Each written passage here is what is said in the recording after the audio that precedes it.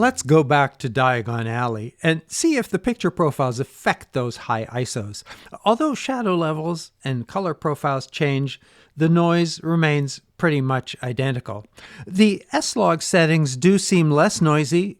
Before applying a LUT anyway, the final results will depend on the color grade you use. Of course, picture profiles are not the only way to fine-tune exposure and color. Although the creative looks are all set in camera and baked into the recording, with presets like neutral and FL, which is not flat, but rather a moody finish by applying sharp contrast to the calm coloring, as well as the impressive sky and colors of the greens. There's more, including black and white, providing a good range of possibilities. And the adjustments for each have also been updated. More controls and settings are possible. Contrast, as well as highlights and shadow with a wide adjustment range. And then fade, no explanation in the manual. Is there a reverse vignette? If you have more information, please comment. Saturation, sharpness, and clarity. Sony now provides the most extensive controls of any camera. In my experience, stabilization is marginally useful for video. These handheld shots demonstrate the highest stabilization setting, active. Yes, it's available when shooting 4K on the A7S III, and it holds a static shot nicely. However, hope springs eternal, and I tried a walking shot. Clearly not the equivalent of a gimbal, but pretty darn good. I was impressively surprised, or surprisingly impressed. And then rolling shutter. At HD 60 frames, rolling shutter's pretty much non-existent. I had to capture a still to see it. Impressively, the same results in 4K, only obvious with a freeze frame. There's now an option if you don't like to have your video file numbering reset with each card format, and to add the date, even a descriptive name. These are welcome improvements. The two cards can be set to record simultaneously or relay when auto-switch media is on. As one fills up, it switches to the next. And video files are no longer hidden in a private folder. At the root level, it's called M4 root. HDMI output settings are the 11th setup option. Now, I'm not sure why the output settings don't simply follow the internal record settings, which I have set to XAVC-I 4K at 30 frames. With the HDMI resolution on auto, I have the HDMI info display on, so you can see the menu, and there's no display on the LCD. The output is UHD 4K at 60 frames, and the Ninja identifies it as Rec 709 for all picture profiles. When the Rec Media DUR HDMI output is turned off, the movie settings are now disabled, and menu output is no longer available. Output is controlled with the 4K output set, 10-bit, 24, 30, or 60, which are output as the drop frame equivalents in NTSC, so 24 frames is output as 23.98. When PAL is selected, that's an area date setting and requires the camera to reset. True 50 and 25 are available. There is no true 24 frame output. And now we can get started. Turn on RAW, then set the frame rate, 24, 30, and 60, again with drop frame, and select the color gamut. The Ninja identifies this as 4.2K S-Log 3 and records as ProRes RAW. These recordings have a resolution of 4264 by 2408, about 10 megapixels, 16 by 9. And that provides incredible flexibility and latitude for any post-production grading and color correction, as long as your computer hardware and nonlinear editor are up to the task. Now, I tried Sony's webcam app for the A7S III. Only Zoom was able to connect successfully. FaceTime got to the app screen, but not the camera. Google Meet didn't even get that far. The list of new features and functions is impressive, but it is worth noting that there's no panorama mode. That makes sense. Nor does it have the picture effects found on most Sony models. I'm not going to miss either of those. I've complained a lot about Sony's menus, and while there's still work to be done, this update is a major improvement. And the settings are context sensitive. For instance, with stills, File has 6 options, with video, only 1. The reorganization is greatly appreciated. More like is with like. A format is much easier to access. But HDMI settings remain far away from video, convoluted and limited. There are 3 levels on the menu, 6 high-level groupings, and My Menu. Each has subgroupings, most fit on one screen. Camera settings has 11, Setup has 12. Individual settings appear at the 3rd level. A 4th level selects the setting, although some, like movie settings, have sub-settings and a 5th level to set. Going right navigates down a level, and left confirms a setting and returns up, but it's not always consistent. When you select the video exposure mode, the only way out is OK, which exits the menu completely, but flexible exposure conforms. Mostly, on-off screens are on the menu, but sometimes you end up on the video overlay. And it's the inconsistency which confuses. Recordings are limited by card space and battery life, but because the A7S III has USB-C power delivery, it can both run and charge from USB.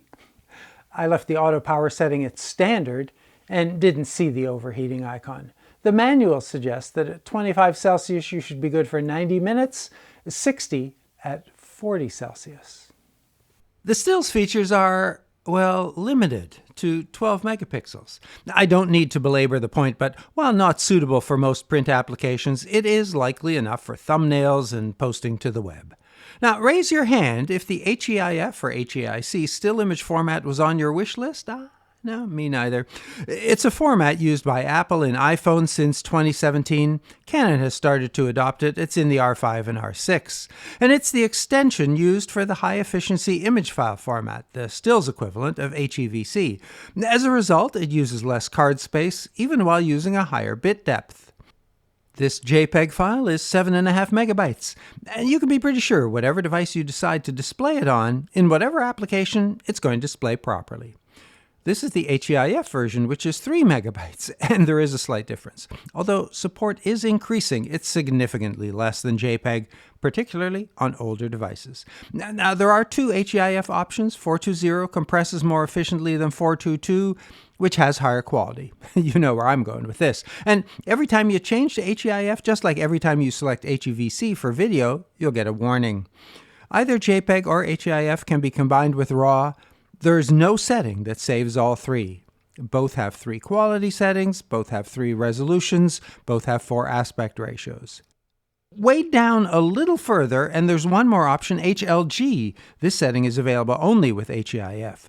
Like the HLG video format, it provides a wider dynamic range and the larger BT2100 color gamut instead of sRGB. Don't think I'd use this for print. In playback, Sony has not yet been able to engineer an in-camera RAW to JPEG converter. When they get around to it, I hope it also supports HEIF. Now, if you need, Sony provides a free downloadable desktop HEIF to JPEG and TIFF converter, and the Imaging Edge desktop app can import RAW and output TIFF and JPEG. There are so many nice touches, many of which reinforce the independence of stills and video modes, but also underline the enormous flexibility of this camera. Custom keys can be assigned from pages and pages of options to be either the same as stills or independent for video. The Fun menu has both stills and video versions, again with pages of choices. Different Set independentizes a list of settings. The Dial EV Comp setting uses the front or back dial for exposure compensation and increases the amount to 5 up and 5 down. Controls can be locked by holding the Fun button. Now, if you wear glasses, the viewfinder magnification adjustment may help. But there are also a few annoyances. First, in every setting, the default, when you reset, is the lowest possible quality option. If I was the product manager, the default would be the highest. I'd want to stress the best the camera can do, not the worst. And then, both the LCD and the viewfinder are 4:3 aspect, which means that for video, it's a small letterboxed image, which seems even smaller with the large bezel. 16 by 9 on the S4, please. Now, physically, there's a little too much contact between the really great grip and the 24-70 lens, and although the tripod socket doesn't obstruct anything, the 24-70 lens comes down lower than the body. A body that was just a few millimeters larger would remove both of those aggravations. All the dials and the buttons work well. No, wait. The back-facing dial, shutter duration by default, that could have a lock button, just like EV. And there's a lot of free space on the left. Maybe a drive mode dial or ISO? There are 4 custom buttons in reasonable places. And this is a better joystick than on most other cameras.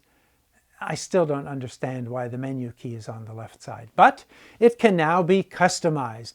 After video start is assigned to the shutter release, the red video record button can be assigned to menu. I did that. I like the port for the card slots. Opens and closes nicely. The battery door could take a cue. It's hard to get a fingernail in to open it, and then it doesn't snap closed. Left side ports are sturdy. 2 have little tabs you'll need a fingernail to open. The other 2 have recesses that are easier to maneuver. Which reminds me, I nearly complained about the lack of a recess to grab the LCD, but it's over the top right corner. Still, I love the full-sized HDMI and the clamp to secure cables, and power delivery, which both powers and charges the camera. Now, the model Sony Canada sent me for review was made in Thailand. And this review was produced with firmware 1.02. We've had to wait for Sony to retake the lead in the hybrid camera video space, but that wait has paid off. And if you're taking notes, this scene was recorded with preset 9, S-Log3, and graded. I'd have recorded RAW, but then wouldn't have a record of the settings to show you. Yes, there was some nitpicking in this video, but none of my suggestions for improvement take away from the significant advancement that Sony has made here. This is the top of the recommended for video producers list and the top of my wish list. If you have aspirations to produce high-quality video content and the budget to support this model, don't hesitate. If only it was safe to go see Santa. I'm sure we'd have a nice chat about S-Log, HLG displays, and snowshoeing.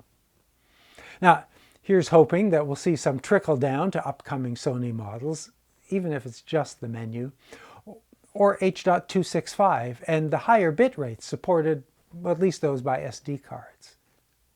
I do enjoy interacting with you. Please post your relevant questions and civil comments below. I read and reply. Now, a huge thanks to all of you who are now supporting members of my channel. You are truly appreciated. Thank you. And if membership interests you, there's a video with the details. And there are a few perks to being a member. Now, if there's some perk that would encourage you, please let me know. Now, of course, I'm also thankful to all of my subscribers. Your interest and continued participation makes this an interesting project for me. And that's a wrap. Thanks for watching. Stay safe while you're filling your memory cards and draining your batteries.